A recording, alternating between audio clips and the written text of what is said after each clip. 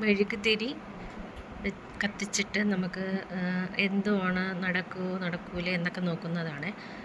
അതായത് ഒരു മെഴുകുതിരി എടുത്തിട്ട് നമ്മുടെ സാമ്പത്തിക പുരോഗതിയാണ് അറിയേണ്ടതെങ്കിൽ പച്ച നിറത്തിലുള്ള ഒരു മെഴുകുതിരി എടുക്കുക. എന്നിട്ട് ഏകാഗ്രതയോടുകൂടി നമുക്ക് ജെന്യുവിനായിട്ട് ബലം അറിയണമെന്നുണ്ടെങ്കിൽ ആഗ്രഹിച്ച് വായു ശല്യം ഉണ്ടാകാത്ത മുറിയിൽ അത് കത്തിച്ച് വയ്ക്കണം. എന്നിട്ട് അല്പസമയം കഴിഞ്ഞിട്ട് നമ്മൾ നോക്കുമ്പോൾ മെഴുകുതിരിയും വലതുവശത്തേക്കാണ് ഏറെ ഉരുകി ഒലിച്ചിട്ടുണ്ടെങ്കിൽ സാമ്പത്തിക അഭിവൃദ്ധി ഉണ്ടാകുമെന്നും, ഇടതുവശത്തേക്കാണെങ്കിൽ നമുക്ക് അതിൻ്റെ നേരെ ഓപ്പോസിറ്റ് ആയിരിക്കും നടക്കുന്നത്. അതായത് മറിച്ചാണെങ്കിൽ നമുക്ക് അഭിവൃദ്ധി ഉണ്ടാകില്ല.